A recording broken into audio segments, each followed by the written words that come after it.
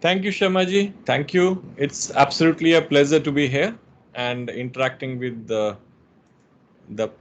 officers from NHPC. And I'll just start my presentation now. And can you please confirm my screen is visible? Yes, sir. Yes, sir. And my sound is clear? Yes, sir, it is. Yes, sir. Yeah, Perfect. quite audible. Perfect.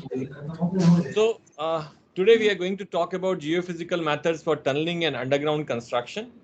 This is a very big topic. In fact, we can talk about it for 2 days. But I have a total time of 1 hour, and I'll be finishing my presentation in something around 45-50 minutes, and then we will have 10 to 15 minutes for question and answer. So whatever questions come to your mind, note it down somewhere as we go through the presentation. And many of the questions might get answered during the presentation itself. Whatever is not answered, we'll take it towards the end of the presentation. So I'm basically a geophysicist. I'm working in this field for last 31 years now. And I am working with various working committees for development of codes and practices. And even for tunneling, we have come up with a particular standard guideline document with the Tunneling Association of India. You should contact Sharmaji to get a copy of that, where you will get details of most of what we are going to talk about today. I represent a company called Parson, and Parson is basically a geophysical company, ISO certified, and we are the largest engineering geophysics company in India in private sector. But more than that, we are known for bringing new technologies to the country from time to time, including Gpr, then shear wave refraction, the high resolution seismic tomography, then passive seismic tomography, etc., etc. We are an Indian multinational, so we have office in Delhi, Kolkata, and we have our overseas office in Bahrain and Saudi Arabia, and we are working in more than 18 countries around the world. These are various services which we are providing. There is seismic, electrical, Gpr, gravity magnetic, PST, airborne geophysics, and for various application areas. So I'm not going in detail of all this. Let's come to the topic after this brief 1 minute introduction. So whenever we are working with projects like tunnels or underground infrastructure, we generally say that, we have come across a geological surprise or a difficult ground condition, etc. Now the fact remains that expertise and engineering solutions are available to deal with almost any ground condition. If you, for example, during tunneling, you are expecting a shear zone to be encountered, you know that there might be a weakness, there might be a problem in this particular chainage. There are solutions, right? You can do ground consolidation, you can do forward grouting, etc., etc. Pass through that particular bad patch, so to say. The problem is meeting the unexpected or uncertainty of the ground. That is, we don't know that we are getting into a bad zone, and then we get into it. That's where the water flow starts, the muck starts coming, etc. And that's basically what we call geological surprise. So it's called geological surprise because we did not anticipate it, we did not know it exists. Now, when it comes to other projects, let's say you're making a flyover or you're making a high-rise building, right? All the weight of these structures is going to be on one particular, let's say on piers. In flyover, it's on the piers, right? You do the investigation on pier and everything is fine there, you're generally all right. But when it comes to tunnel, you are practically excavating from point A to point B, inch by inch, centimeter by centimeter, and millimeter by millimeter, right? So it's a continuous excavation from one point to the other. And that is what makes it so challenging to have a good investigation involved. Now, this particular what do you call it statistics is from International Tunneling Association, which says even comprehensive exploration program recovers a relatively minuscule drill core volume that is less than 0.0005% of the future excavated volume of the tunnel. This is the volume you actually get from drill core, even in a comprehensive exploration program. When we say comprehensive, we are talking of something around 4 to 5% minimum of the project cost being spent on the investigations. In India, we all know what the average is. It doesn't exceed 0.75%. So this is the kind of information we have, and based on that information, we are making our designs. We are making our plans. We are doing everything. So with this minuscule information of much less than 0.0005%, if we are making all the plans, can we be called smart decision makers, or are we blind decision makers? That is, we are practically taking all the decisions with our eyes closed. The next question is that, okay, we are convinced that we are not doing enough investigation. So how much should we do? Should we do drilling every 10 meters? Every 50 meters, every 1 meter? Is that possible? Is that feasible? No, we cannot turn ground into what we call Swiss cheese. We cannot do drilling so extensively. So what is the solution? And that is the solution which we are presenting today, and that's called geophysical investigations. Now for the uninitiated, I always start with this slide. I don't know how many of you have ever attended any of my previous presentations. But those of you who have attended already must have seen this slide every time I'm making a presentation on geophysics, because this is the greatest start point for the people who are not conversant with geophysics. So this is something what you see. These are medical images, right? You have ultrasound, you have X-ray, you have MRI, you have CT scan. And what we are doing here, we are sending different kind of rays and waves inside the human body and trying to make a picture of what is inside. Now compare these images with the images here on your screen. These are geophysical images. Here, for example, you see a shear zone in otherwise competent bedrock. You see ray bars in concrete. You see buried pipes. You see a cavity in a otherwise good sandstone. You see fracture zone in a concrete dam. I have taken a different entire cross section of different applications just to show you that we are doing what the medical imaging professionals are doing with the human body. We are doing the same thing with the earth. That is, we are sending different kind of rays and waves inside the earth and trying to create an image of what is inside without cutting open the earth, without drilling into the earth. So that's the best way to understand what we are doing in geophysics. As a science, geophysics is falling at the intersection of geology, physics, and maths and computer science. So to be a good geophysicist, you should be a good geologist, a good physicist, and a good mathematician or a computer person. So this is where geophysics falls as a profession. It is, of course, if you talk about advantages, again comparing with the medical profession, it's very rapid and it's a cheap survey tool. So you can cover actually hundreds of kilometers of area in a single day. That is what, for example, airborne or heliborne geophysics is. Okay. So it's very, very rapid. It is definitely much inexpensive than the just doing drilling alone.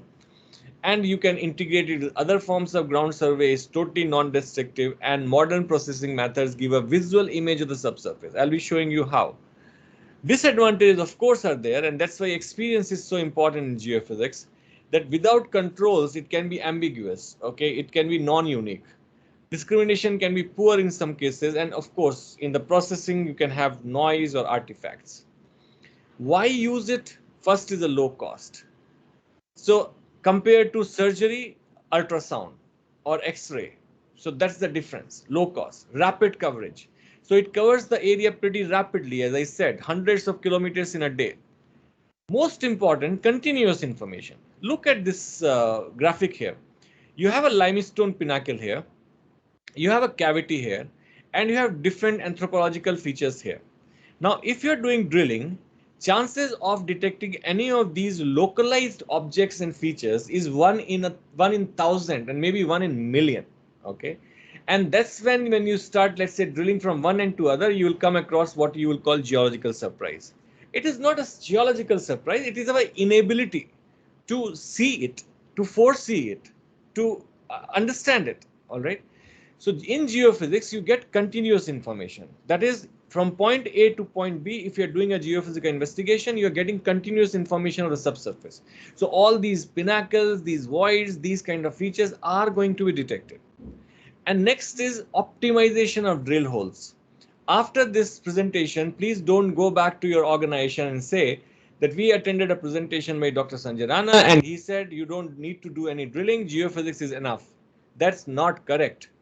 there are certain parameters, certain properties which you can only measure on the core samples which you take out. In geophysics, we are getting physical property distribution. So we do not say it replaces drilling, but it optimizes drilling. That is, in a particular area to do certain investigation, let's say you plan for 100 boreholes, 100 drill holes. You do a good geophysical campaign and then you can cut down this 100 to maybe 5. So, and you can put them right at the right place. For example, here, for example, see this void in the anomalous zone, as we say. Okay, so it optimizes the drill holes and your information will be 100-fold now. All right. And of course, minimization of surprises, but it's good for early stage application. People are using geophysics. I'm talking about it for last 25 years since the time I joined private sector. Before that, I was in government. I was with atomic energy. So for 25 years, at 26 years now, I'm talking about it. People have started using it, but mostly they are using it in a firefighting mode. When they come across a problem, they call us. The right stage is early stage, so that based on the geophysical result, you should be able to plan your drilling, optimize your drilling, and make a better plan for your project. Okay, I will skip few slides and application areas. Of course, there are a lot of application areas, so I'll skip few slides. This one is important. 7-step framework of, and talking about the application areas, I will skip the slide, but let me tell you something. 99% budget of geophysics is spent in oil and gas exploration. For the simple reason, in oil and gas exploration, every borehole costs crores of rupees, hundred of crores of rupees. Okay, and that's why they don't want to have any hole put without doing a good geophysical campaign. So in geophysics, 99% budget is spent on that, and remaining 1% goes for everything else: civil engineering, environmental, groundwater, mining, etc., etc., etc. All that comes in that 1%. Okay, so that's what application areas are. Wherever you can imagine, you want the information of subsurface without having to drill through it, geophysics comes to your rescue. Now, 7-step framework of geophysics is important to understand because many practitioners make mistake here.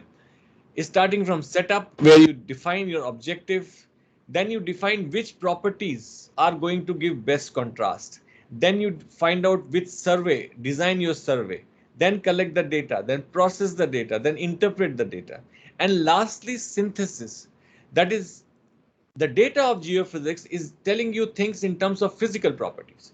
It will tell you P wave velocity, resistivity, conductivity, etc., etc. You have to convert it to geology. And for that geological translation, you need information of the geology of the area. Okay, so that's synthesis. Okay, now I have decided to cover few methods of geophysics in this presentation. I have also divided this presentation in 3 parts. One is for a new tunnel project. One part is for existing tunnels for their checks, quality check. Sometimes you have seepage coming from a tunnel to find out where the seepage is coming from. And another part is when you're actually doing the tunneling, how can you see ahead? So 3 parts of the entire presentation. First part, I'm going to talk about cross-hole seismic tomography. And this is something which is done between 2 boreholes. Okay, so you have borehole 1 and you have borehole 2. Generally, when you have boreholes, you only get point information where you have done the hole. But if you do tomography between these holes, now in between you get a continuous information. So these are 4 holes here. They were giving information only at the point of drilling. And once you do tomography, for example, this fault which is here, it becomes very clear to see this fault based on tomography between the holes. Okay, so even whatever drilling program you are having, include tomography in the drilling program, and that gives you that much additional information. Another example of 4 holes here, and in between tomography has been done, and now you have continuous information between the holes.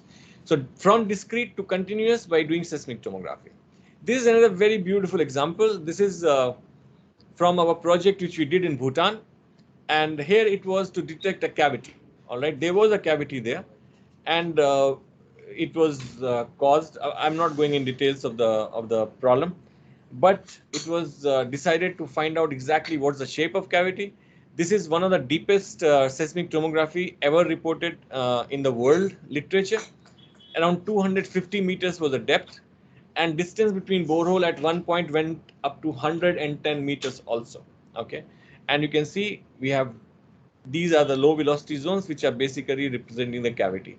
So very detailed information. At one point cavity was around 85 meters by 60 meters. This was the shape of the cavity.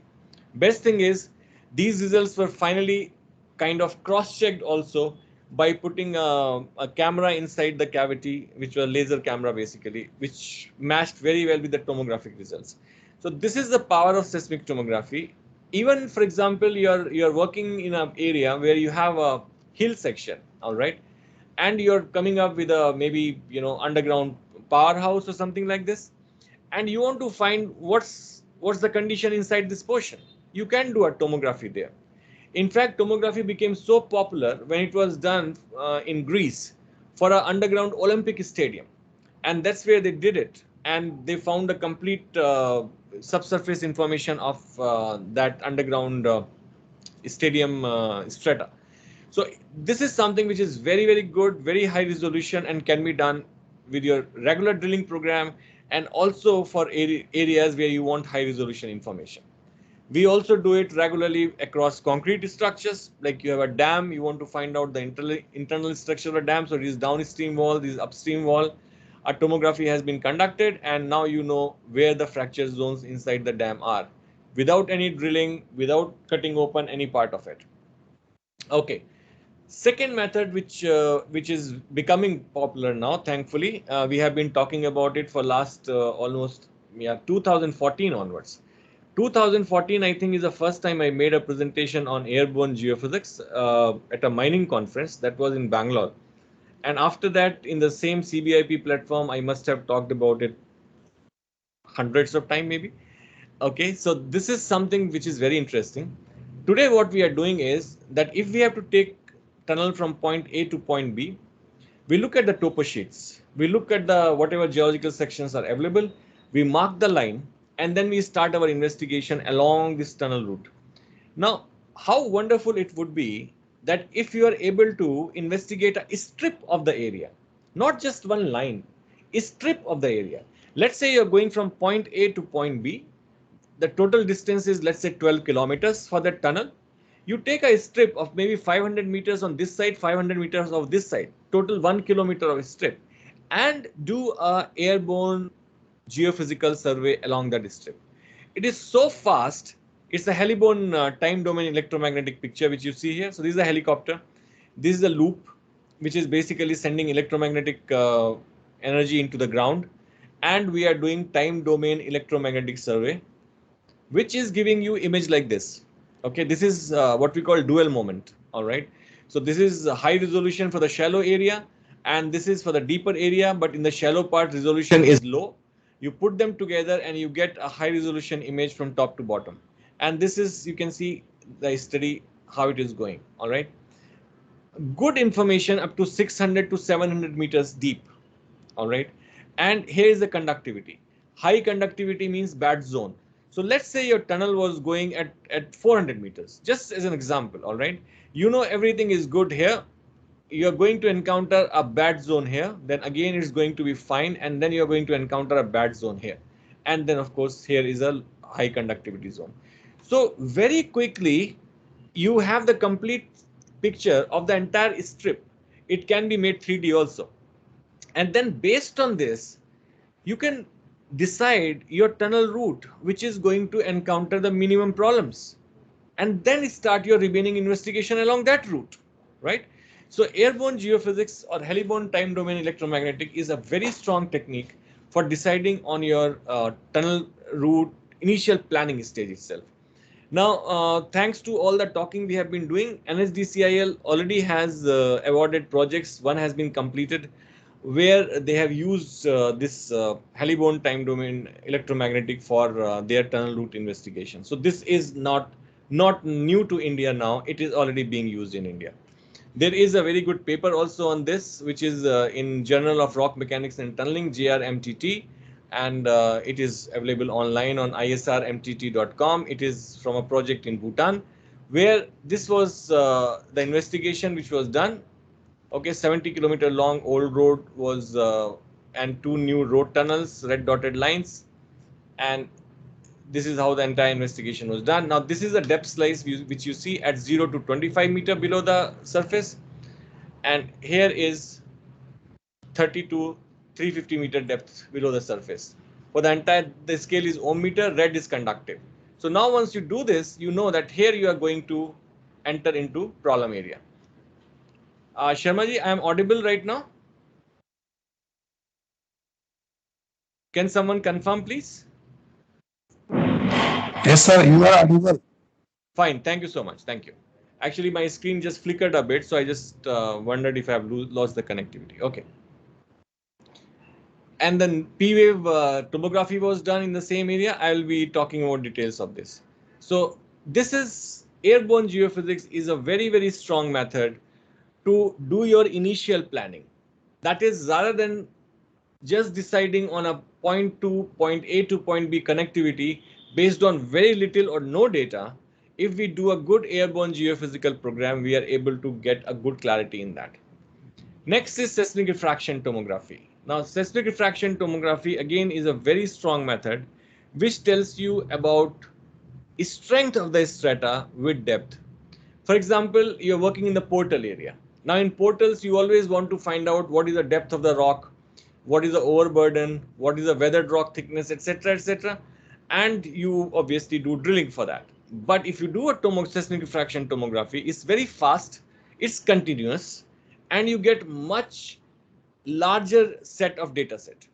It is done like this. You have a source, you initiate a acoustic energy here. It can be a hammer, it can be an explosive. These waves travel down.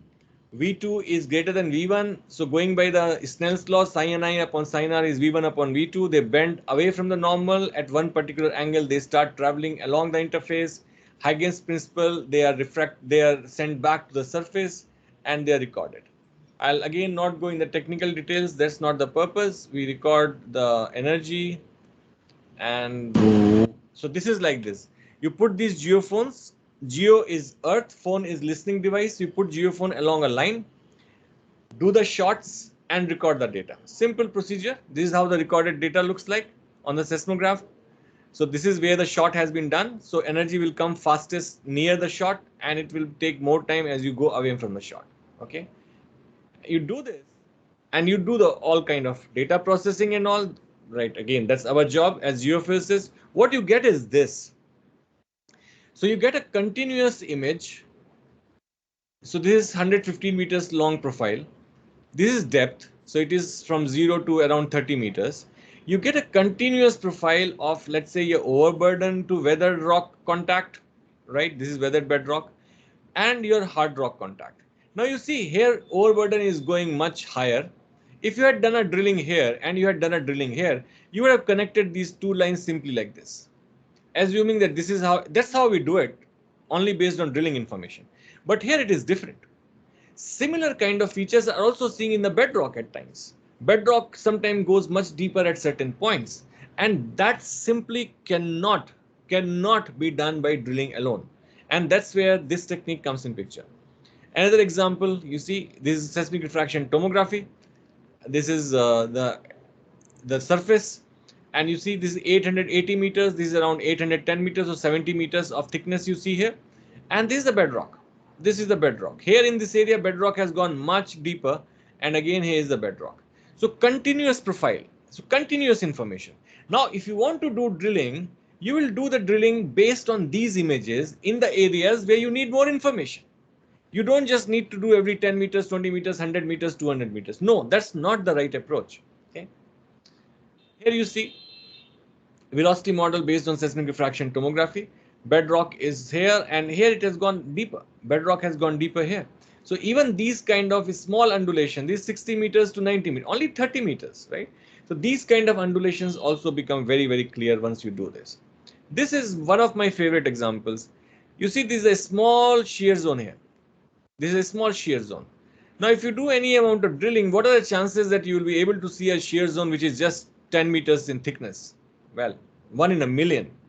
Once you do a complete tomography, seismic refraction tomography, you are able to see these kind of zones very clearly. Okay, that's the strength of this. many examples. And of course, once you have done this, this is velocity.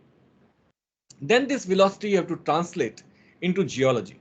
So this is example. This is now translated 400 meter per second. So it's soil, highly weathered, moderately weathered, and fresh to slightly weathered. And you can see this, it has a discontinuity here. So these kind of discontinuities become very easy to pick once you do a good investigation using this technique. So it gives you bedrock profile, rock quality and depth, thickness of overburden, fractures and weak zones, slope stability studies, etc. etc. Next method I'm going to talk about is electrical resistivity imaging. Now, why so many methods? You might be wondering. Why so many medical imaging techniques? For example, if you have a problem in your bone, you go for X-ray. You have a problem with your tissue, you go for MRI. You have a problem where you need very high resolution imaging of your head, you go for CT scan. All right.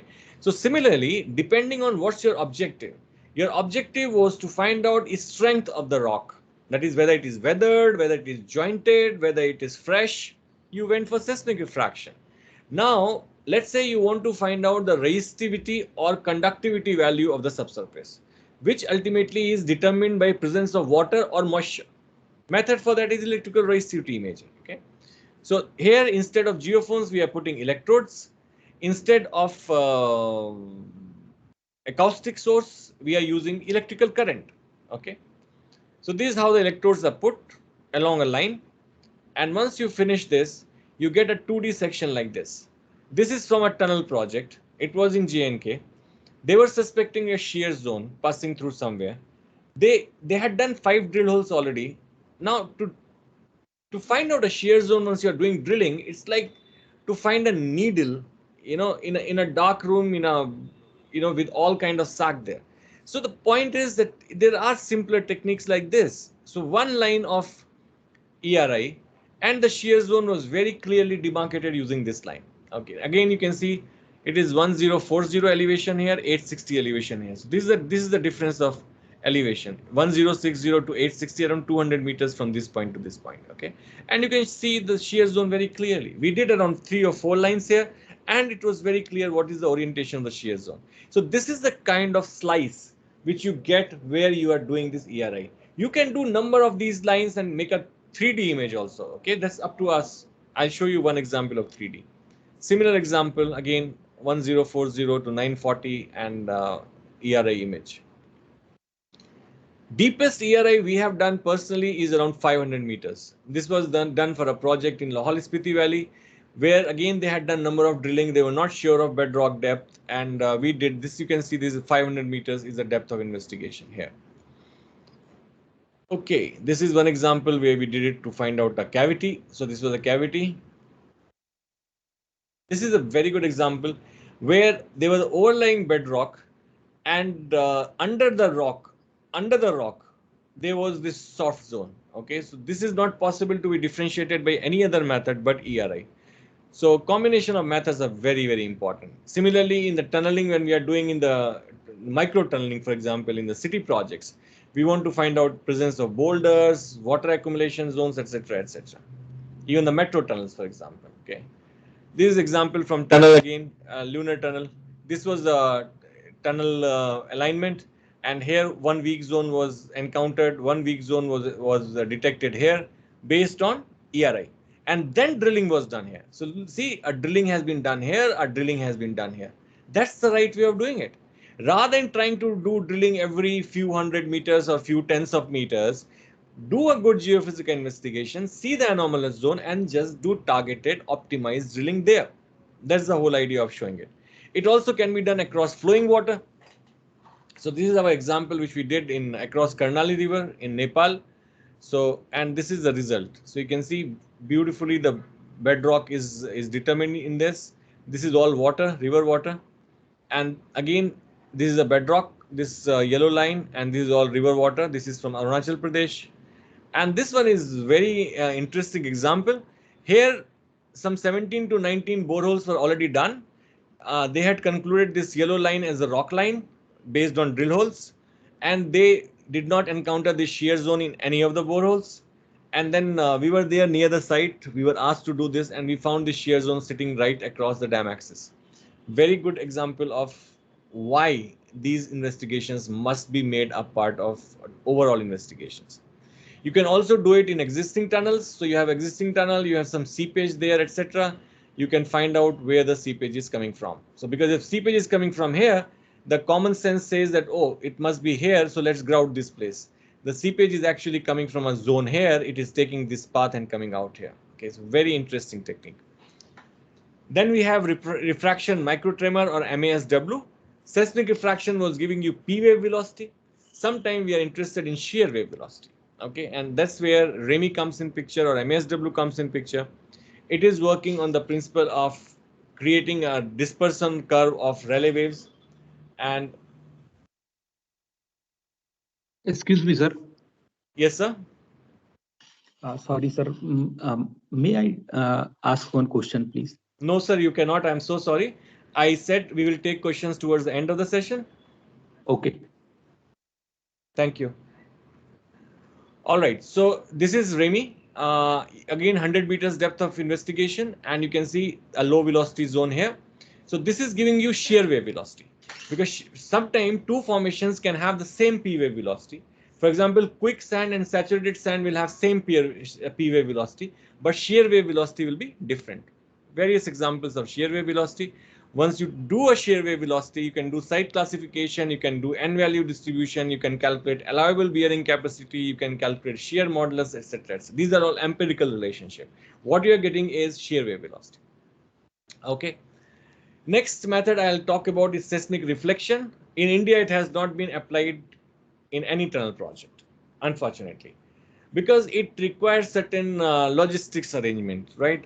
The examples I'm going to show you is from Canada, because after leaving atomic energy, I had gone for some time to Montreal to get some new technologies from there, and these examples are from Canada.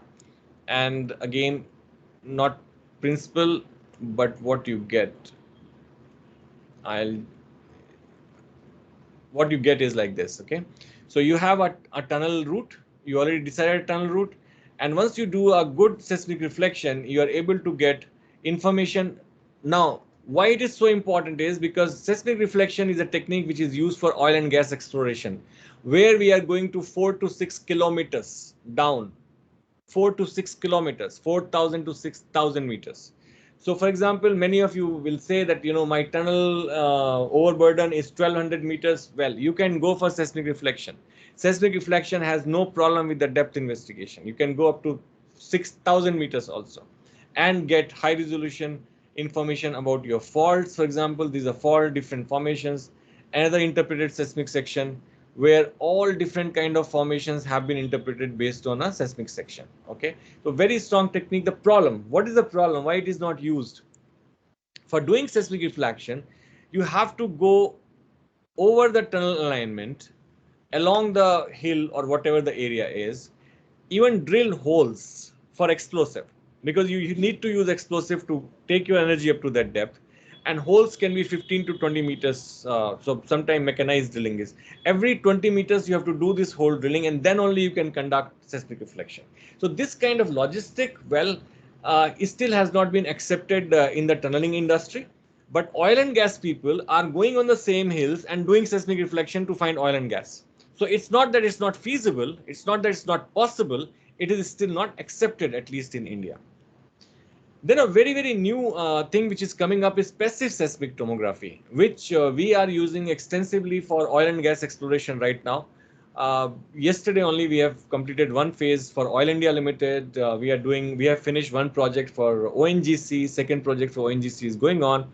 In passive seismic tomography, what we are doing is we are listening to the micro earthquakes which are happening at all the places under the earth regularly. Okay, like these are micro earthquakes. We don't feel them, but they are happening. Small tremors, so to say, and we record these on the surface in three components. Okay, so we are recording P waves also, we are recording shear waves also, and we call it passive because we are not using any explosives in this. Seismic because we are using earthquakes, and tomography because we are using the crisscrossing of the X-rays to find out what's inside. And ultimately, again, what we get is a three-dimensional image of the subsurface. So this is a block, and right from top to bottom, you know what is your P wave velocity at different depth. And here, depth is 10 kilometers. This is 0 to minus 10 kilometers. Okay, so depth is not a problem in this because we are going up to wherever earthquakes are coming. And earthquakes can be coming at 10, 12, 14 kilometers in these micro earthquakes, all right? And that's why this has found so much of favor in oil and gas industry. There are few projects in tunneling also which have been executed using passive seismic tomography in Greece. So this is a very, very strong, this is a 3D VP volume of, again, you can see 5 kilometers down how the bedrock is in 3D from top to bottom. Then we have GPR. GPR is a very strong technique where we are sending electromagnetic energy into the ground. It is getting reflected wherever there is a change in the dielectric constant. For shallow investigation, it is a good technique. So, for example, you are talking of few tens of meters to understand where the buried pipes are, and so up to, I have personally done up to 60 meters, 60. All right. So we generally keep the depth of investigation not more than 40, 50 meters, and that too in favorable conditions. So this is GPR for you. And then microgravity is another interesting technique which can be used to find out underground voids. For example, there was a particular project, it was in India, it was in Mumbai, where a tunneling had been done, and then some subsidence took place on the surface. It was suspected that there is a cavity formation because of tunneling, and it was decided to find out where this cavity is. In such projects, microgravity becomes very important. And you can see this is the cavity which is detected using microgravity. So voids, very, very good technique. I'm left with some 8 more minutes now. So I'll go to the topic of QC of completed tunnels. That is, you have done your tunneling and now you want to understand what is the condition of my tunnel. You can call it QC, or you can call it problem solving, that there is some problem, you're getting some seepage, how to find that out. So one is GPR. You can do the GPR on the tunnel face. So this is one equipment where this trolley is there. This is a GPR antenna. It is being taken on the tunnel from one end to the other, and it will see inside what is happening. Like this, you can do it in 360-degree from one end to the other and find out what's happening inside. So you can find cavity beneath the slab profile. Here is an example of cavity. And this is how in 3D you can create the entire tunnel. So this is our own project. We did it in 3D, and after this we know where our bad zones are. So these are the bad zones. These are the bad zones, okay, behind the tunnel. So behind the tunnel lining, you are able to find out, you can find delamination, you can find voids, you can find cavities, okay, different kind of problems you can find using this. You can, of course, use ERI, which I showed this as we were covering ERI portion. You're putting your electrodes here, and then you're having this image, and you're able to understand clearly where the seepage was coming inside the tunnel. So this is basically tunnel face, and you're seeing behind the tunnel face. What happens is if the seepage comes here, we try to grout here to correct it. But this zone is very good. No grout will ever go here because this seepage actually is taking this path. And that's where it becomes so interesting. We have done a number of such projects in India also, and it is successful practically in all such projects. So this is about QC. So QC is very interesting. Once you have finished your tunnel, ideally you should look at if there is any gap which has been left between the lining and the rock behind, whether the completion has been proper, if some seepage is coming, where this zone might be, etc., etc. Last topic I'll take is looking ahead of tunneling. That is, you have done a good investigation, you have decided your tunnel path, and now you're going for tunneling. Now what happens is, remember, all the methods have their resolution. Resolution is that if, let's say, two lines are 1 millimeter apart, if the paper is very close to you, you will see these as two lines. If the paper is moved away from you, you will start seeing them as one line. That is your resolving power of your eyes. Similarly, in any geophysical method, there is something called resolution. we are able to see big features up to great depth. But if you're talking of a small zone, which is maybe 10 meters, 5 meters and something like this, it's impossible to see from 1200 meters up, right? So what do you do in such cases? In such cases, after investigation, but you have made a good plan of your tunneling, you should equip yourself to look ahead of tunneling as you are doing tunneling. And for that, there are various methods. In cut and cover, you can use a GPR itself. So for example, this is the face, your Gpr antenna is here, Gpr antenna is here, and you are able to see cavity, which you are going to encounter next. This is the cavity, which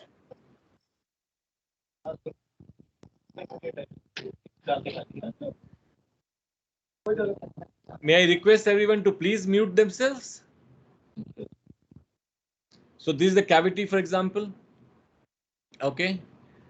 Again, crack and a cavity. So this is something which you can see ahead of tunneling. Okay. And then there is TSP, tunnel seismic prediction, which is based on the principle of seismic reflection.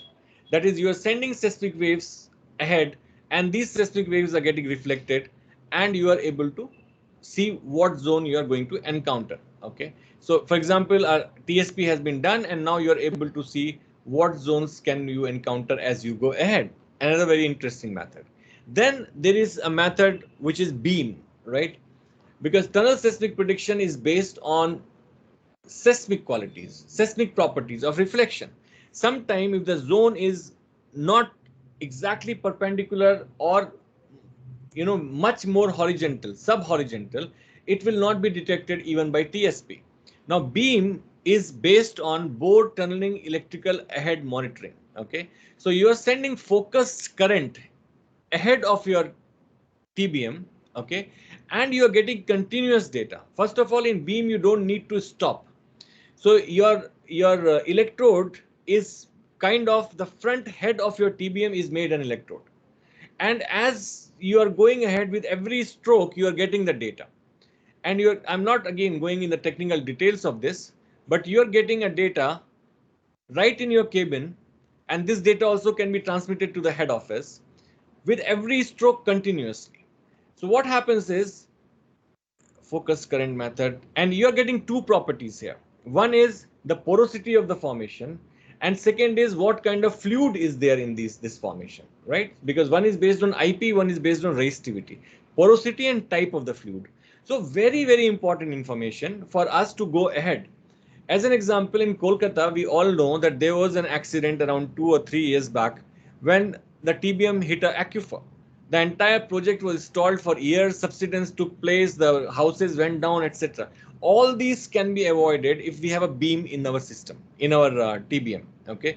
Because it is going to give you information of where this kind of zone is going to come up. It can be a porous zone with a high resistivity, or it can be a low resistivity depending on what is the fluid inside.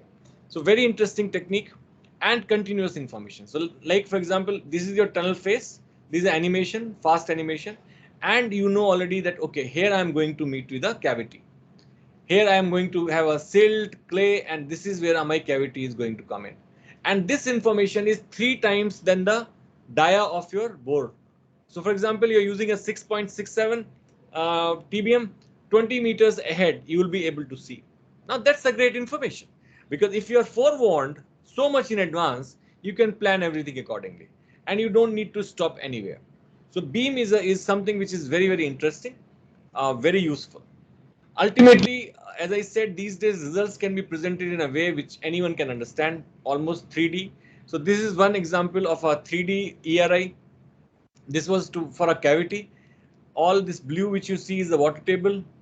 This 60 meters in this side, 300 meters here, and 60 meters deep. And this is the cavity. And now we'll cut this volume in different areas and you'll see how this cavity is propagating. So first we'll cut it from this side to this side, and the other side it will become more clear as we go from that side. Here you see how this cavity is going from one end to the other. So it's like a tubular cavity. It was for a particular project. Now we'll cut from top to bottom, and here it comes.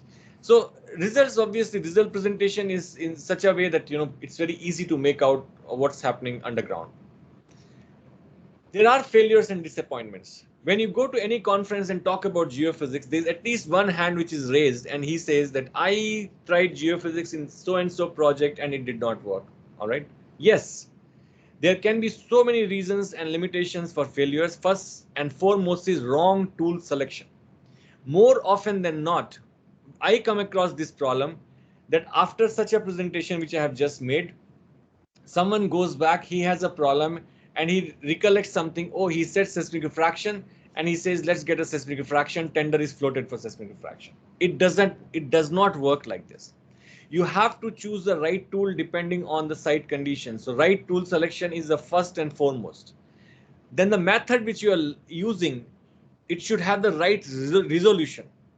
Geology is ignored at times, calibration is ignored, only single tool is used. I always say that if you use only a single tool, you can never give non-unique, you can never give unique solution. It will always be ambiguous, it will be non-unique. And in inversion, if you don't have good experience and knowledge, you will start the wrong initial model. So these are various reasons and limitations of failure.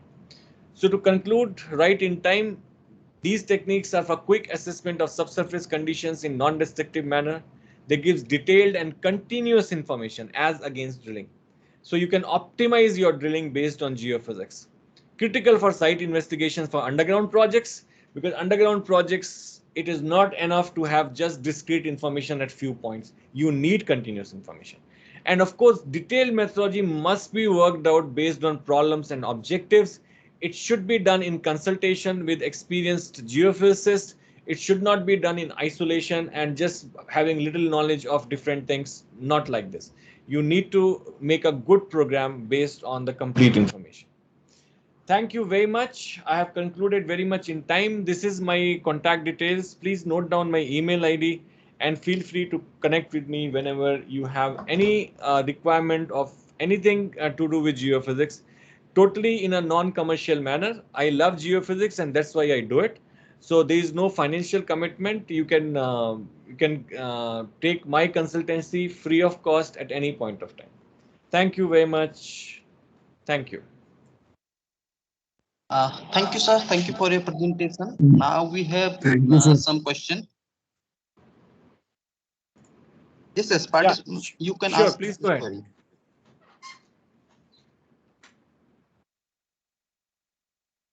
Yeah, please ask your question. Dr. Raina.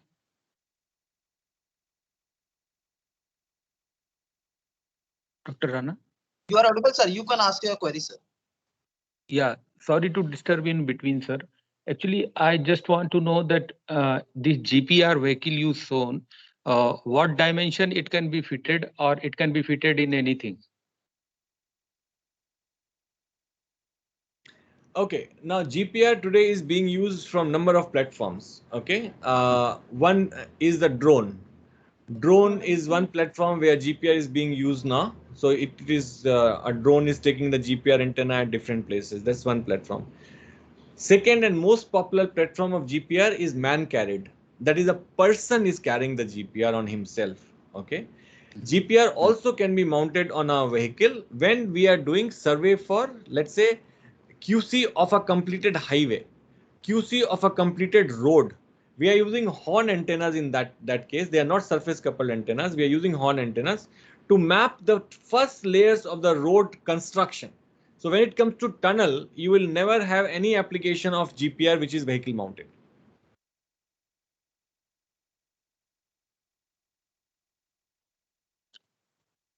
Okay, thank you, thank you.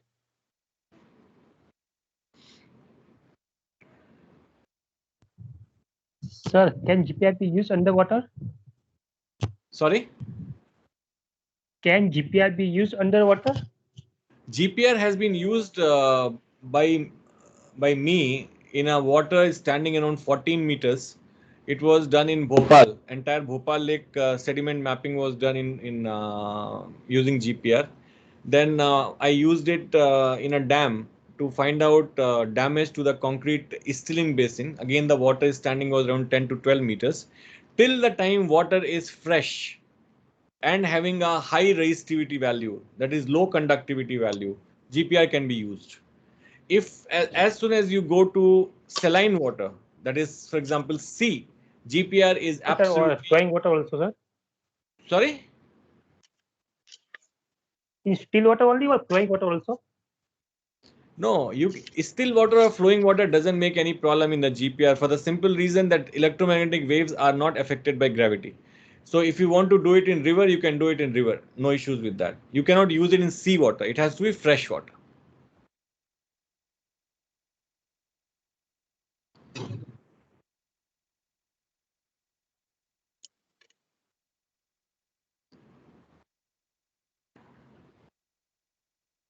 I have a reverse question actually, because I saw two questions and both questions coming on GPR.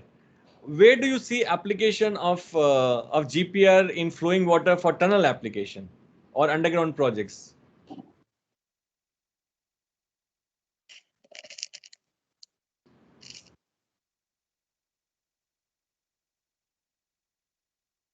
Never mind.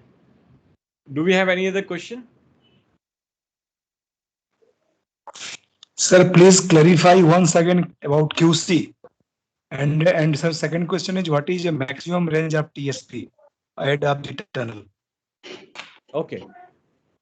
When we talk about QC, see, you have made a tunnel, but sometime there is a delamination between the lining and the rock behind. Okay. It is supposed to be in constant touch with the rock, but sometimes there is a delamination. It is not in that touch. There is a cavity behind that. Now, if you do not take care of it, ultimately spalling will take place. The entire thing will come down. Similarly, after completion of tunnel, sometimes there is small seepages taking place, etc. Now you want to check where all this is happening from, or you just want to check whether my tunnel has been completed properly without any cavities behind my lining, etc. That is what the quality control is, right? So that is where you can use GPR and ERI for the quality control stage. Okay. Second question is on TSP. Honestly speaking, I'm not an expert on TSP. I included this particular because it completes the presentation, but to the best of my knowledge, TSP manufacturers and practitioners claim 150 to around 100 to 150 meters range of investigation ahead of tunneling. It also depends a lot on the kind of formation you are having. For example, with whatever seismic understanding you can have about seismic reflection, if the strata is very weak, very jointed, very fractured, etc., etc., depth will be very limited. If the strata is good, you can go up to 100, 150 meters ahead of tunnel also.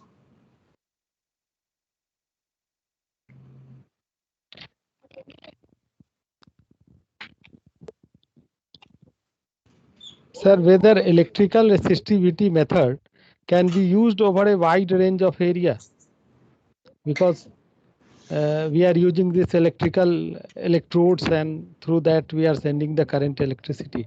So can it be used over wide range of area? What exactly you mean by wide range of area? I'm sorry.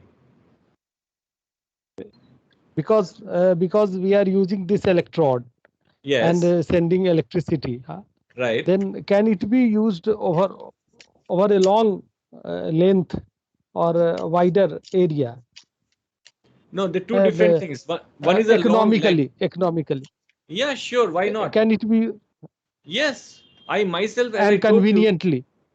Yeah, all the questions cannot be together, right? Life, if you want to achieve something, always it cannot be convenient. It also depends on the site conditions. But giving a straight answer to your question, the profile which I had shown you, which was 500 meters deep, my total profile length was 3,500 meters in that. Okay, so that was the length of the profile.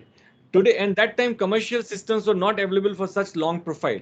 Today you have commercial system of 1200 meters long, 120 electrodes with 10-meter geophone electrode spacing.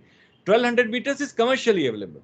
If required, we can even do more than that. We have been doing it ourselves, but 1200 meters is commercially available, and only convenience you need is making a path where one person can go and put these electrodes, right? Sometimes you have to do the small path clearance, bush cutting, what we say. A person has to walk to put the electrodes for sure.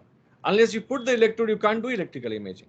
But if you can do that, you can do a long line. So one is long. This long line will give you one line of information. Now if you talk of wide, then you have to do multiple lines, one parallel to the other, and then you have the entire area in 3D. You can do that, of course. Okay. Okay.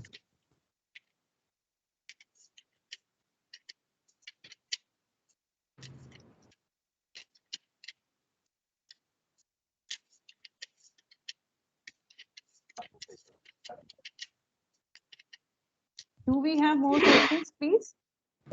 Dr. Sanjay, hello. Yes, please.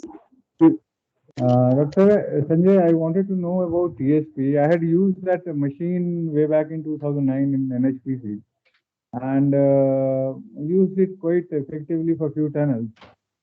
I just wanted to know whether this can be done in our drifts also for investigation of powerhouse and caverns, because at that time the limitation was the size of sensors. Are these reduced now so that it can be used in drifts or not? As I said, honestly speaking, I do not use TSP myself. I clarified that in one of the previous questions. So TSP, as far as the working principle is concerned, I'm very clear about it. You are using these shots, these waves are going inside, coming back. Okay. Now equipment has to be inside. You have to do these drill holes for sending your shots. Now, if drifts are long enough or big enough that a person can do and drill these holes and blast these safely, okay, then it can be used. But if it is too small, and generally it is small enough, so then the size creates a problem. Okay. Actually, I was wondering that at that time we were not able to do that because of size of sensor. Just wanted to know whether it has been reduced or what. Sensor is the same. Sensor still remains the same. There is no change because it's a 3-component sensor which you drill and put inside. So sensor is still, unfortunately, remains the same. There is not much change in the sensor part of it. Okay, thank you. Thank you.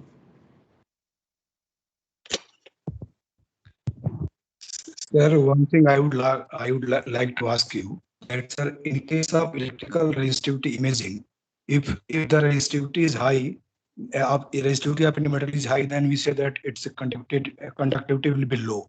So, sir, in what situation when we will say resistivity is at a lowest value or it is at highest value?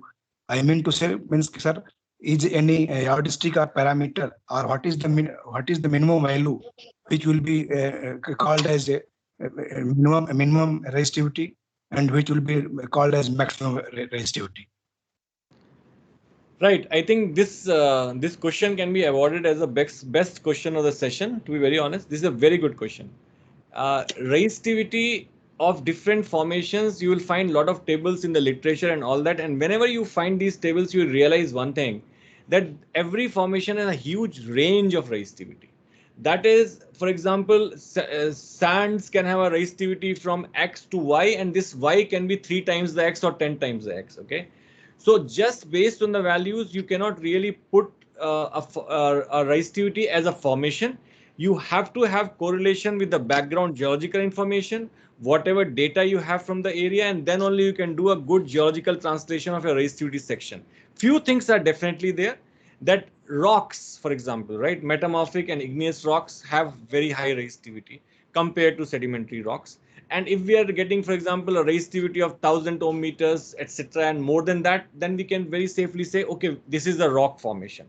So that much geological translation can be done even without correlation. But otherwise, any geophysical result, you should do the interpretation after processing based and translation to geology based on the geological information.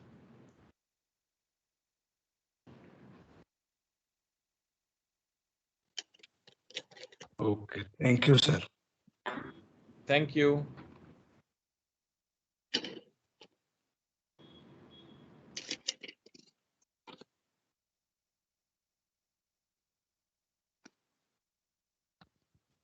Any more questions, please?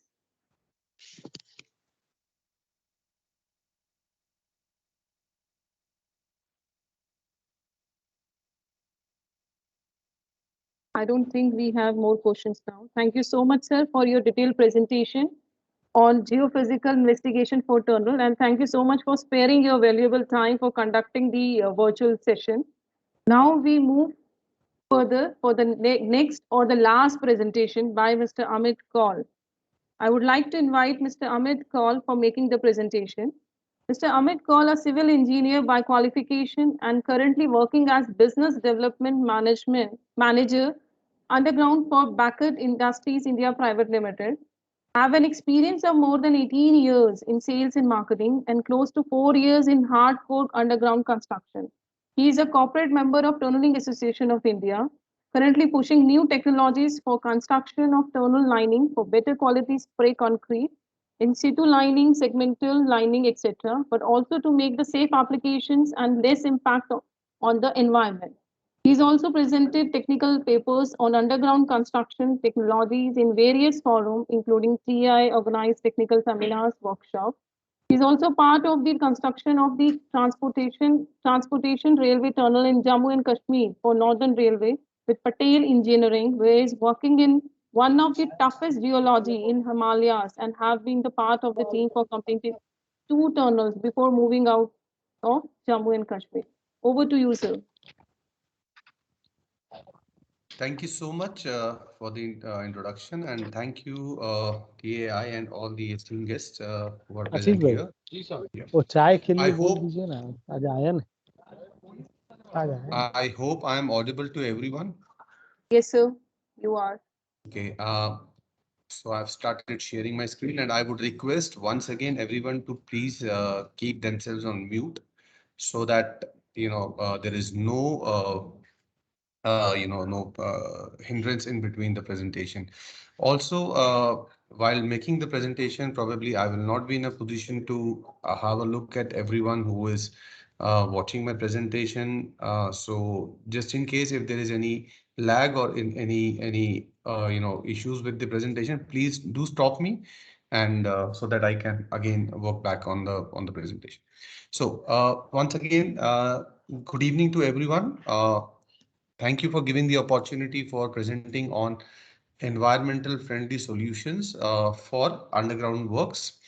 Mine is the last session, and I know it is going to be a bit difficult and difficult for me also to keep everybody engaged, because everybody will be in a mood of looking at the breaks, because it has been 2 extensive days of different presentations.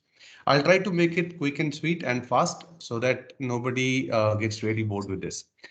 So what I'm going to talk about is how we can bring in the environmental friendly solutions in underground construction, and make things easier and better for the construction, and also bring in some kind of innovation.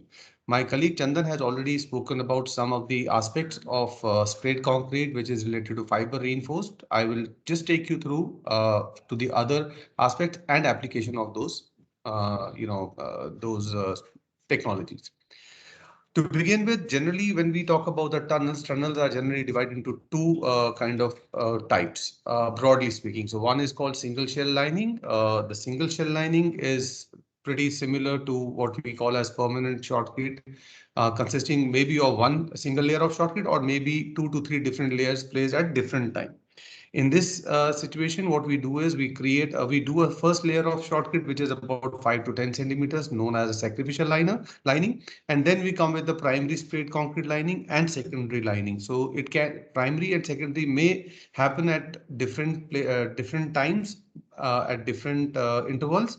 But yes, they become a part of the total lining system. And maybe there can be a protective finish at the end in case we are looking at some architectural finishes, or if we are looking at something of, in case of fire retardation and all. So this is how we actually devise the first way of tunneling, which is single shell lining. The second one is known as double shell lining, which is a traditional thing which we generally do in India and other parts of the world. It is also known as NATM, or New Austrian Tunneling Methodology. It's a traditional system where we have shotcrete as a temporary member. So here shotcrete is only provided for the ease of completing the tunnel excavation, and we immediately try to support it with some kind of support which is not considered as for the long term or the durable thing for the longer duration of the project. So Then there will be a waterproofing membrane in between, and then there will be a durable secondary or cast in place lining, which is installed later. And it may include certain architectural or protective finishes along with that. So broadly, we talk about these two, and all my presentation will actually be giving the insight of both type of lining systems. So what are the different aspects? So what do we consider as different aspect is like we are looking for our lining to have long-term durability. It should have a substantial strength development throughout the life of the project. It should take care of all the loads which we have predicted and probably some of the loads which might happen in the lifespan of the project. It should have a nice finish, and more importantly it should be easy for repair and maintenance, because we all know concrete requires certain amount of maintenance after a certain period. So all our choice of lining depends on and it should also consider the constructability, that if we are looking at a certain type of lining system, it should be very well practically constructible within the time frame which has been stipulated, that we cannot have a infinite time for doing all our activities. It should also have a certain degree of finishing what is required as per the certain different projects, and in some cases we need to have certain waterproofing systems also in place. So if we have a certain type of a waterproofing system which is, let's say, sheet membrane, then what is the choice of lining we need to do? Is all these factors are based on which we make a choice of our lining. So what are the current practices and what are the possible challenges? So current practices, we are doing both types of tunneling in India. We are doing shotcrete as a final lining kind of project. We are doing double shell lining concepts. So what are the different aspects? So aspects in them are cycle times. So we have certain time required for the installation of reinforcement. Then we have to cast high gantries. They are very, very critical in the cycle times. Then we have space constraints. We do have, we need a high space for storage of steel. We have to have a proper fabrication yard. So that also is becoming a little bit difficult these days when we look at the location of the projects, whether it is up in the hills or if it is in a city. So these are certain types of constraints. Then we have what are the ways of placing the concrete? Are we doing a spray concrete? Are we doing cast in situ kind of a thing? What is the kind of reinforcement we are keeping in there? Are we maintaining a proper cover for the steel reinforced rebars and all? What are the compaction methods? All these things plays a very vital role, and they are also the challenges what we have in the construction of tunnel. Then post construction, how well the tunnel lining is done. What is the possibility of the repair and maintenance? Are there any construction joint issues? Are there any honeycombing issues, or do we have small surface cracks? All these things are a very, very important factor here. So in the pictures you can see what are how the different sites look like and how it is difficult inside the tunnel. The last picture you see is inside the tunnel, where do we have space constraints, we have multiple activities going on. So these are some of the possible challenges in the current systems and current practices. So with the current systems where we are using rebars as our reinforcement system, what are other challenges what we find? So as we discussed, it's about the storages of reinforcement, and fabrication of reinforcement is one important aspect. Cover, one of the most important thing, because in tunnels or in any concrete, we need to have a minimum cover on the reinforcement to keep it safe and durable for the long time. Depending on the section, the type of design requirements, what is the reinforcement cage like, how thick it is reinforced, or how congested that is. How do we handle these reinforcement cages? How do we bring it inside the tunnel? How do we install it? Do we have sufficient manpower, or do we need a special machine or manpower for this? What is the degree of compaction we are able to do especially with the thickly reinforced structures? Is there any possibility? Is there any challenge that we might have some honeycombing or construction joints? So all these things are some of the challenges, and the consequences of these challenges are We do require large areas for fabrication and bar bendings and all. We require additional contractors for bar bending and reinforcement cage manufacturing. Additional resources are required for the installation inside the gantries or inside the tunnel. So this might have a certain impact on our cycle times. We might find that the cycle times have gone up. So how do we mitigate these issues? Do we have any option? Yes. Now we have a proven track record that we can replace the rebars with steel fibers in the permanent lining structures. I'll come to some of the examples at the end of the presentation, but yes, I just wanted to show you that in a certain situation where we generally use reinforcement somewhere between 70 to 150 kg, depending on the diameter of the tunnel and the type of reinforcement what we are putting in, can simply be replaced a a steel fiber, and the dosages you can see are varying somewhere between 25 to 40 kgs. My colleague Chandan has already spoken about some of the things like what are the design parameters and how do we try to and how do we come to the quantity assessment of a fiber. So that is where we can still see that the amount of steel rebar used and the amount of fiber used is still going to be depending a lot on that. So how is it possible? So what is the main principle of concrete? Well, concrete we all know is generally naturally brittle in its failure in its behavior. If you look at the first picture, let me put the pointer out. So let us look at the first picture where this is where we do not have any reinforcement. So you can see the first crack appeared is the failure in the concrete. So you can see the pattern of the crack, how it is cracking, and this is the natural behavior of concrete.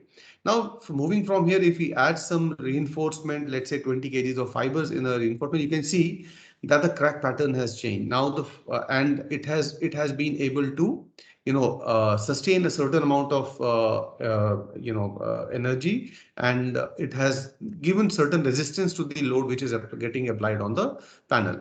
Now, when we move from we try to, let's say, increase the quantity of fibers, and we see the crack pattern is changing. Now it is showing a certain additional you can say resistance to the loads which are applied, and it has been in a position to take absorb almost 800 joules of energy to really have a breaking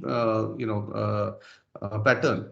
And if we go further up, we can see it can even sustain more. Now, does it mean that if we go on increasing the amount of fiber, it is going to have certain benefit? No. So there is a threshold. After that, it is just like it's just like if we are adding sugar in water, and after a certain limit, after the saturation of sugar, the additional sugar is not going to make any thing sweeter or anything better in that. So what happens is, so there is also a defined amount of fiber which should be incorporated in a concrete, so that we can improve the properties of brittle properties to a ductility by use of this. Beyond a certain amount of dosages of fiber, it will only add to the balling effect and all other challenges in the concrete. So we do not looking at how it is being done, we do not recommend that we have to go on adding the fibers into the concrete. So that is also the thing which is being explained out here. So in order to change this behavior, what we saying that we use either reinforcement, or now we can use fibers. You can see here in the picture, the fiber is being incorporated in the concrete, and it is very well spread across into the concrete. And now I will take you to some more examples going forward. So how is it possible? So first, as we said, that the concrete has a brittle behavior. It's a natural tendency to have brittle behavior. So we have developed, because we are using steel rebars to provide that ductility into the concrete. Now we have engineered the fibers in such a way that it can replace the rebars and the meshes what we are incorporating in the concrete. And this is not a new technology. It has been there in the industry for more than 40 years. Well, globally, it is more than that. So if I talk about India, in India also, it is not a new technology. If we just go back to our history, Nathpa Jhakri project, which was done in late 90s or let's say early 2000s, has used a lot of fiber in their sprayed concrete in their other things, and some of them are even even the permanent structures. So they are still in place, they are still workable in condition. There has been many times the maintenance, for maintenance, these galleries were opened up, but they are still found it to be in a good condition. So no, not a new technology and nothing to worry about that. Okay, these guys are talking about something new system and who will build the CAD, but yes, it is already there. So there's nothing less true. So let us now discover how these steel fibers are a good or a perfect alternative to rebar reinforcements. Till now, I'm okay. Is there? Am I going too fast, or am I going little bit which is not easily understood? If you can please confirm, is it okay? Yeah. Please, somebody just Okay, give me a sir. nod. Yeah, yeah. Yes, Okay. yes, Thank you so much. Thank you yes, so sir. much. Okay. I do need a small nod, otherwise it will become one-way communication. And the biggest trouble with this online presentations is that somehow sometimes we need to understand, yeah, our message is going across to everyone. Thanks for It is so confirmation. nicely explained, sir. Thank you so much. Okay. Now moving forward. So how do fibers Okay. work? Now steel reinforcement has a superior resistance to the cracking. So this is what it does. It actually spreads across in the entire concrete. It's not like a traditional reinforcement where you have a simple cage which lays somewhere in between the concrete and it gives it gives its properties to concrete. But steel fibers are actually very well distributed within the concrete. Now, every part of the concrete structure has got some steel reinforcement in it, and it is very well, taking care of, all the loads which are coming in. Now, when these are spread across in the entire concrete, it will also, direct them to detect the small cracks, and immediately they will try to bridge those cracks and hold that crack to further grow into the concrete or further propagation of the crack. So this is how these fibers actually work. So if you see in a traditional reinforced concrete, when there is a crack appeared, the crack might go through and through, or it may travel, or it may propagate further, because the reinforcement is only at two locations. But when you look at any of the fiber concretes, you will see that the cracks are not propagating, because these small steel fibers are trying to create a bridge between those growing cracks. And the number of fibers in a concrete is too much, which actually takes care of the entire concrete. So when we spoke a lot about fibers, so what are the different types of fibers available? So we have different types of steel fibers available, which come in different shapes and different sizes, and there are different materials as well. But what is more important, the performance of steel is really influenced by the factors like wire strength. So the fiber is being drawn from certain steel wires. What is the strength of the wire?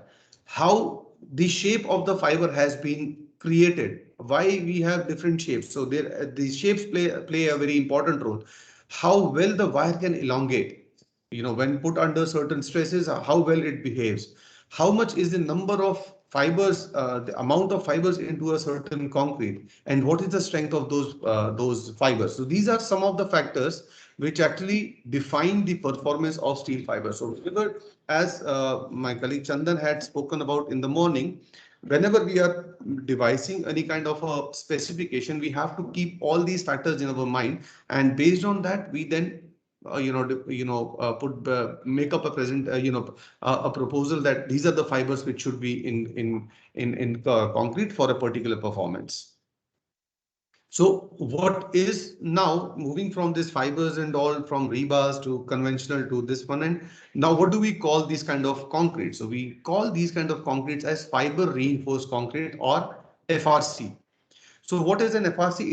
It's a composite material which is basically made of basic concrete material and which is being very well reinforced with the fibers incorporated, and these fibers are homogeneously distributed within the concrete. Now you can see on the picture on the right side, there is the natural concrete and the homogeneously spread or distributed fibers in between, which will take care of which is spread in the into the concrete. So you can see the entire concrete becomes very well reinforced with steel fibers. So they are discrete and discontinuous pieces of reinforcement. So what does that mean, discontinuous? Because they are individually placed inside, but what they do is they actually create a nice web within the concrete. So whenever we start applying the load, it is so discretely distributed that even a small crack, if it is starting to happen, it will immediately try to bridge that. And with this distribution, it actually provides a ductility to the brittle concrete, and then concrete becomes very it becomes even good at the for the brittleness. It moves from brittleness to the ductile concrete. So this is how these fibers in fact help inside, and this is what we mean by fiber reinforced concrete or FRC. So what are the different advantages? So we'll just touch upon few of the advantages here, and that will give you the idea that why we are talking about fiber reinforced concrete so much. So first of all, it is reinforcing capacity and efficient in crack control. So you can see here we have done certain tests where you can find out how the fibers are improving the energy absorption or the ductility in the concrete. So you can see here we are talking about FR1 values in various, I mean, with relation to the crack mouth opening displacement. So this is very efficient in controlling the crack development in the concrete. And how we ensure and how we test it, we test it with the norms available in the European codes, which is known as EN 14651. So we do certain tests and we arrive at different FR values with the use of fibers in. You can see reinforcement, the capacity. It also improves the shear resistance in the concrete. You on one side you can see no shear reinforcement in a concrete, and what is the how it behaves inside. And when we put this inside and we create a shear reinforcement, we have a better and a much more stronger or durable concrete produced with SFRC produced. SFRC stands for steel fiber reinforced concrete.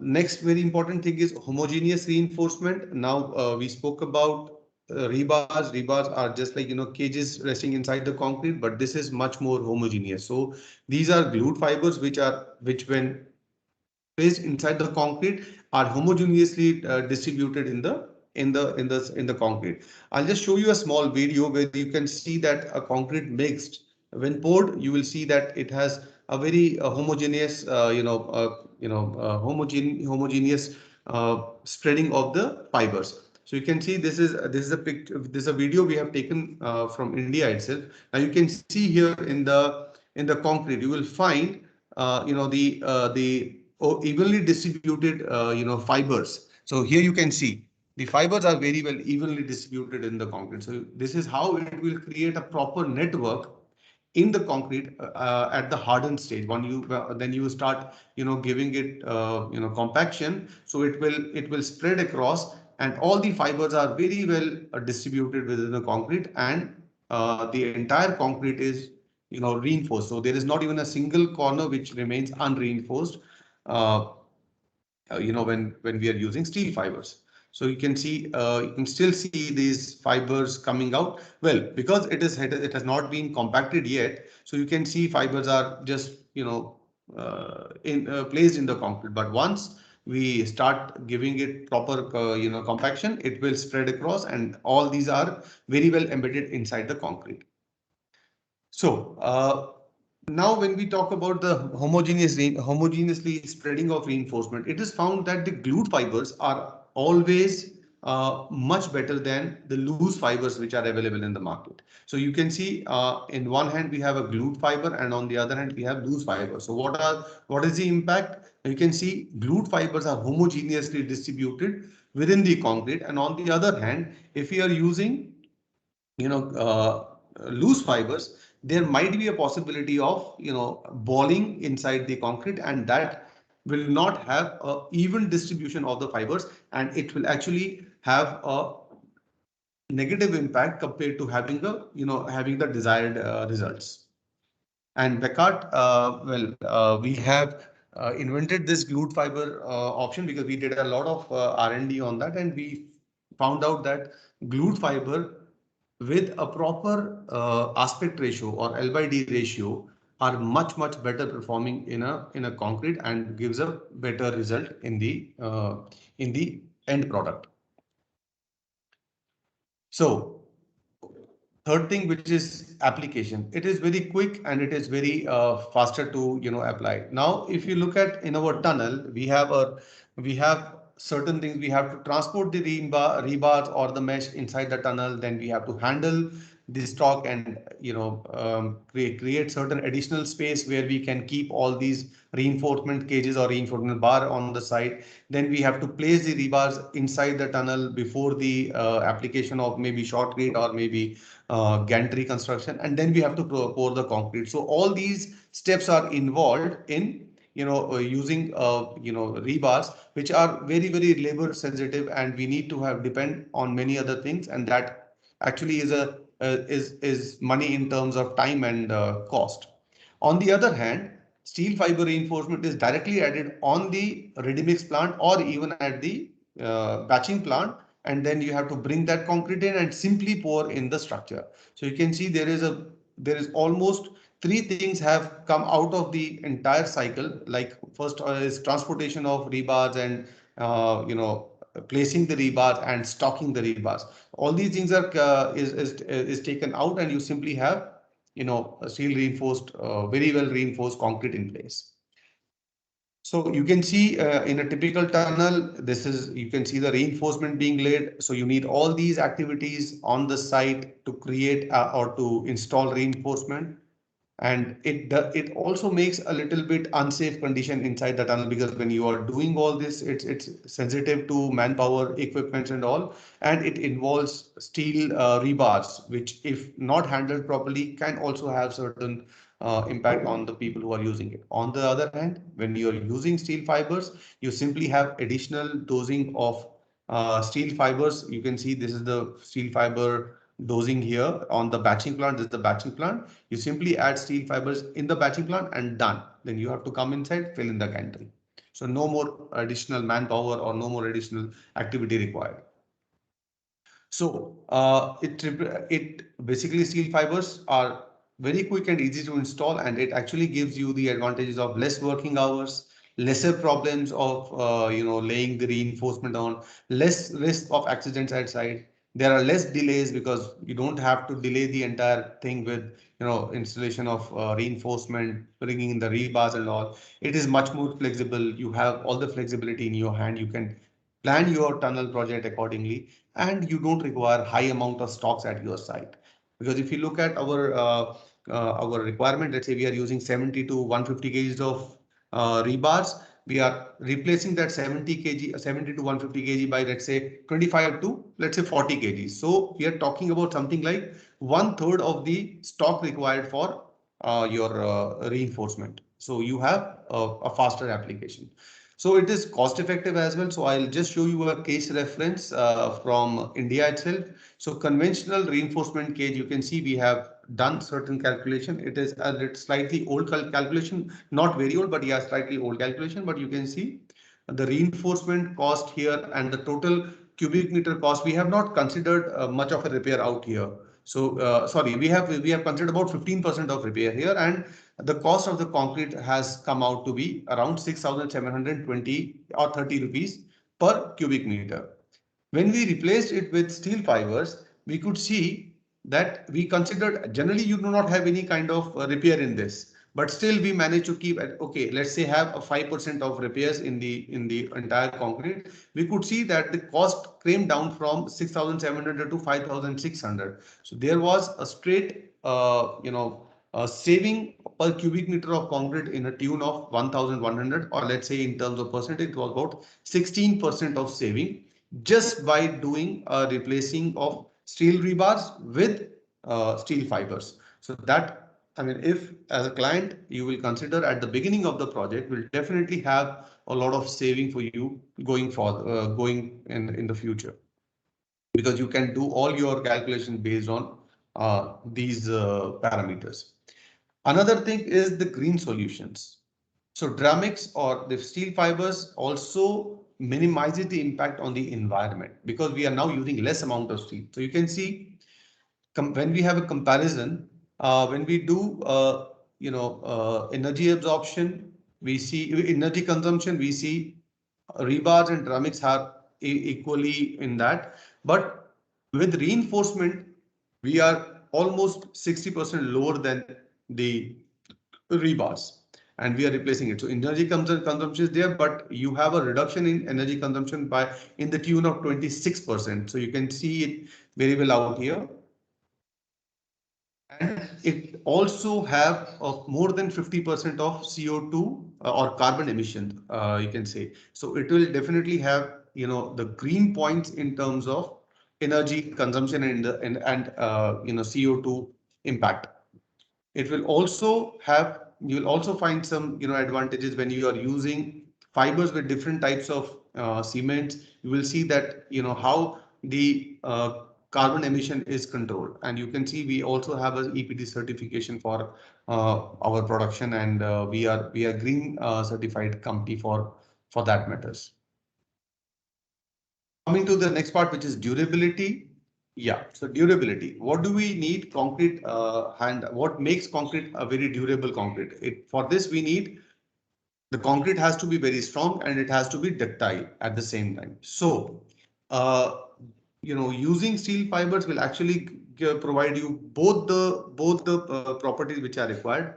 And now considering the durability in the long term, even if the fiber, single fiber, or due to certain things, if the fibers get, have a little bit of a corrosion in it, it will not exert that much of stress as compared to a rebar. When the rebar is exposed to corrosion, the stresses which it generates is very high compared to what is being generated by, fiber. So that is how it is also advantage. So from all these benefits, now it raise a question: why SFRC? So we have some of the advantages in going from a regular or a conventional method to an SFRC method. Is it is constructive. It can avoid the conventional reinforcement. It will have a reduction in labor. It will have reduction in checking time. It will have reinforcement correctly placed in the structure. On the structural side, smaller crack width opening, because it will limit the amount of crack which are developing the concrete. It is higher durability because of the benefits you are getting out of use of fibers instead of bars, which we have explained in the previous slides. It has higher impact on and abrasion resistance, because now your concrete is very well reinforced, so it will have better impact resistance. It will have higher fatigue strengths. It will have cracking control. We have just discussed it before. So in case of rebars and in case of fibers, the fibers will have much better crack control, because it will try to immediately, bridge the cracks which are developing due to various loads and constraints. So it increases the durability of the concrete.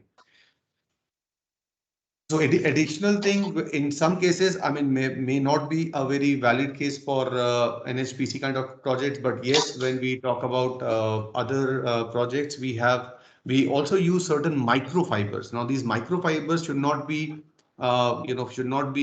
confused with the regular fibers. These microfibers are placed in between for shrinkage control. So it's a very fine material, and it goes in a very smaller amount. So it will try to protect the concrete from getting these shrinkage controls. And one of the most important things of this thing is for passive protection in case of fires. So these microfibers also help us in reducing the damages caused due to the fires. We all know about this fire damage in Gotthard Tunnel, which happened in 2001, and after that it was considered that yes, we should simply uh, okay.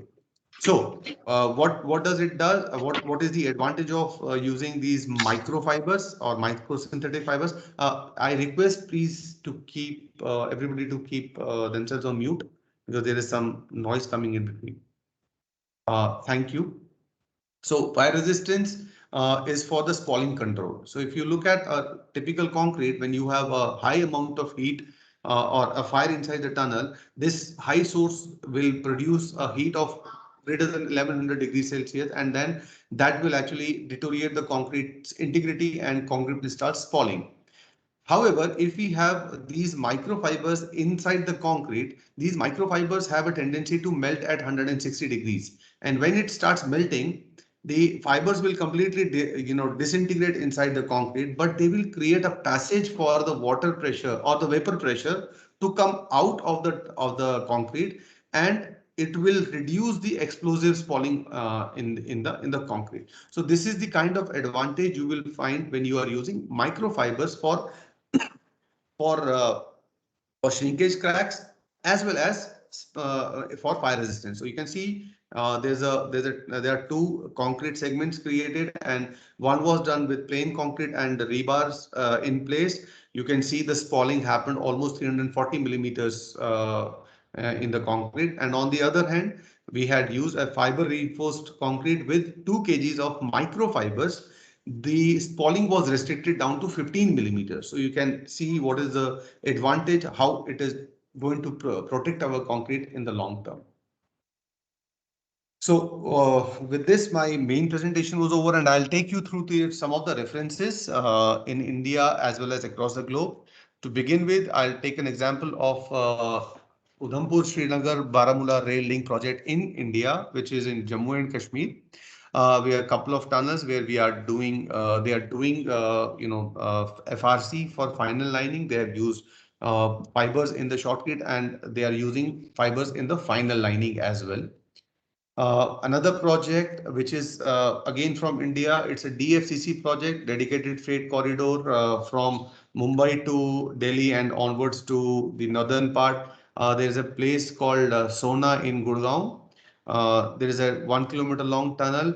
This tunnel, they have come up with a very different design. They are using shotcrete as a permanent lining. So they are doing a single shell lining kind of a concept, and they are using steel fibers as for this project to provide the final lining. Then another one is coming from Riva Tunnel. It's in Istanbul, Turkey. That is where they have used steel fibers for the final lining. Then comes Lee Tunnel in London. It's again a final reinforced, final lining as FRC. They have done it they have done even the shaft lining also with FRC. Then comes Metro Lyon. It's in France. Again, final lining with FRC.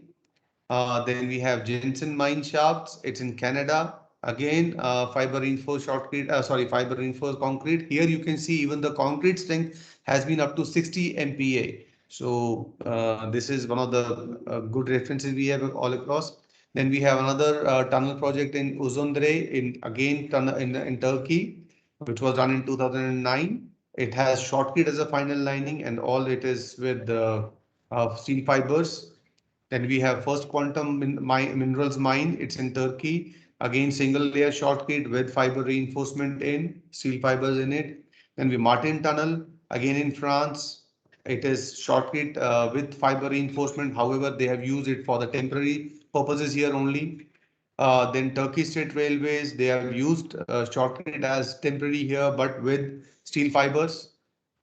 Some more references here where we have done. I mean, these references are for final, cast in place lining. I have not covered all other things which are, shortcut as a final lining. I have not covered it here. It is just giving you an example of the final lining, the cast in situ lining with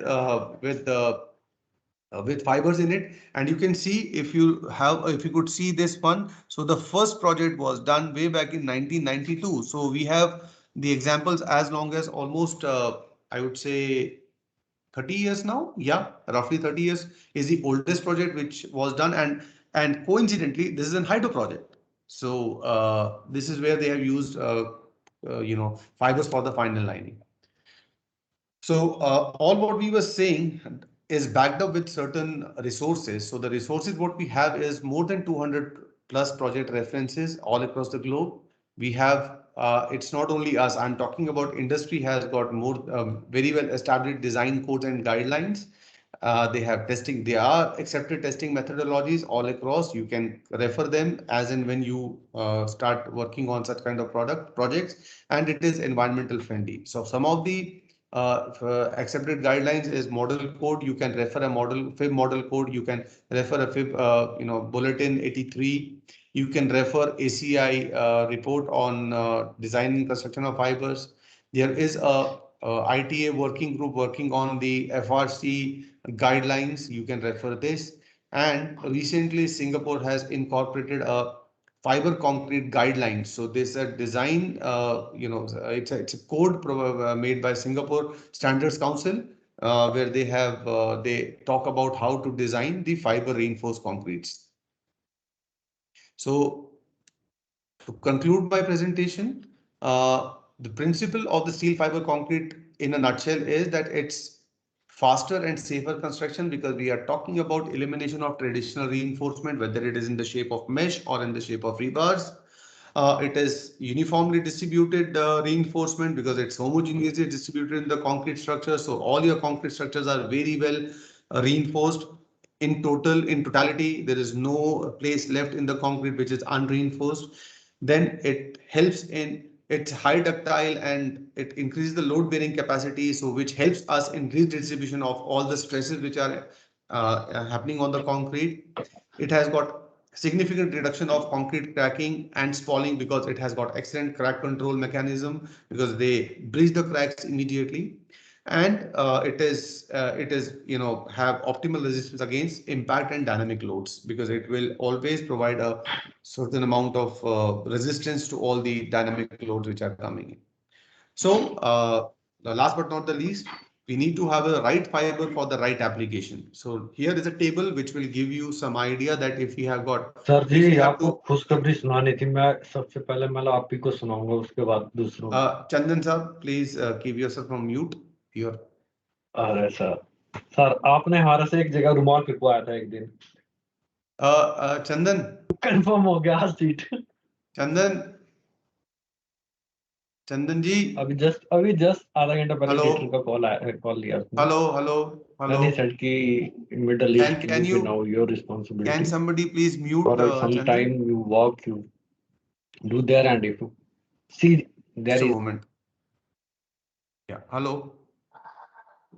Yes, we hello? have kept him yeah. mute. Yeah, thank you. Thanks for this. He was talking to someone and I think he was not. Yeah. Anyway, so the last slide here, I'll be talking about the right fiber for the right application. So if we have plastic shrinkage reinforcement requirement, then steel fibers or synthetic fibers, macrofibers don't really work. Then we have microfibers, which actually help us in reducing the plastic shrinkage cracks in the concrete. For spalling, anti-spalling, it's again the microsynthetic fibers. Temporary lining, such as what if we have in mines or in the tunnels, if we are allowing the large deformations, then steel fibers as well as the synthetic fibers work very well. But now when we are talking about durability and sustainability, where we have generally steel as rebars, then steel fibers are actually good to take care of that. Crack controlling reinforcement, again, it is ceramic steel fibers are the best one, or the steel fibers are the best one. Structural reinforcement, yes, steel fibers. Heavy impact and fatigue, yes, steel fibers. So for every application, we need to really look at what is the kind of fiber we should be using there. So a right fiber for the right application. With this, I end my presentation here, and I think I have done it within this stipulated time which was allocated. Probably I have done it a little earlier. I was being allotted 1 hour, but I did it in 45 minutes, keeping everybody's interest in in line so that we finish off well in time.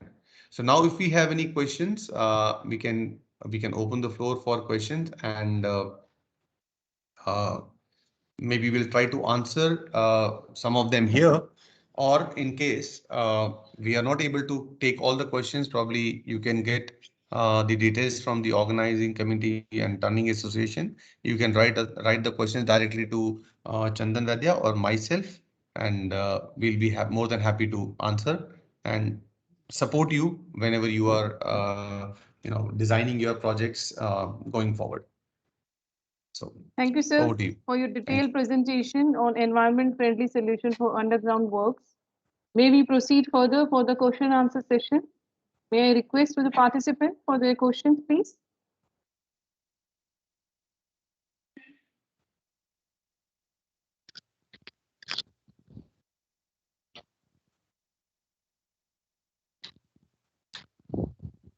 Sir, I want to ask, Yeah, please. how desired compaction is achieved in fiber reinforced concrete?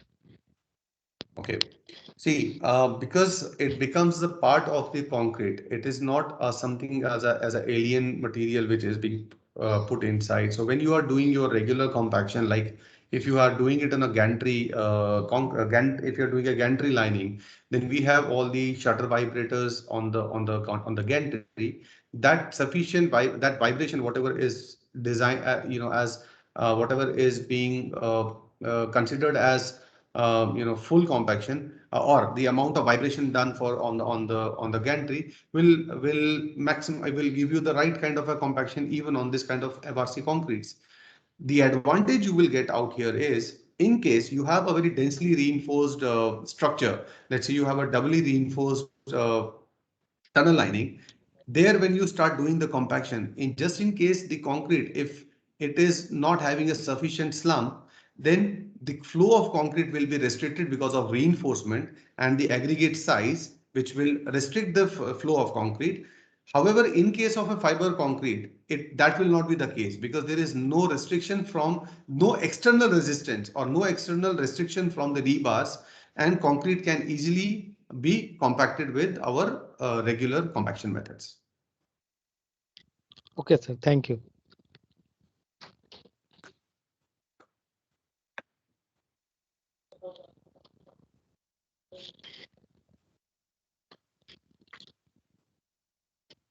The next question, please.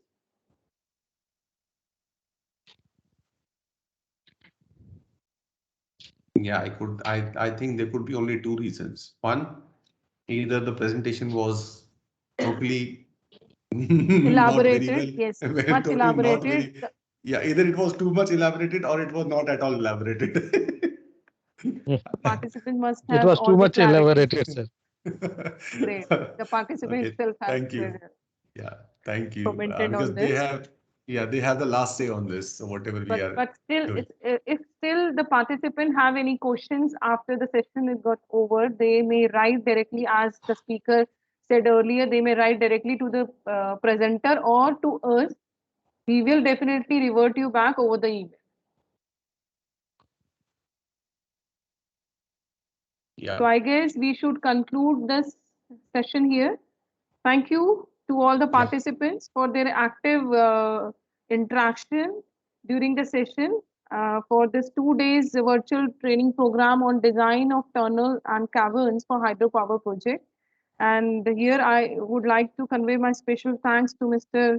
Amit Kaul for his time for conducting this particular session. Thank you so much. I'm sure all the participants must have benefited from this 2 days virtual workshop. The presentation given by different speakers, different experts.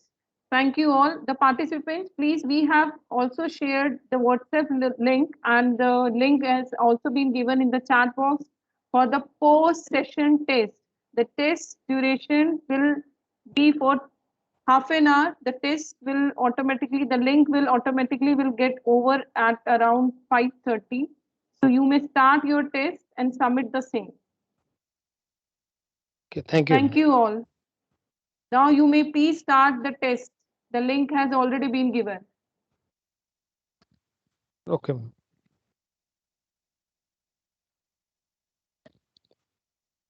Thank you all. Thank you so much, everyone, and have a great weekend ahead. And happy and a prosperous Diwali, which is next week due in advance to everyone. Thank you so much.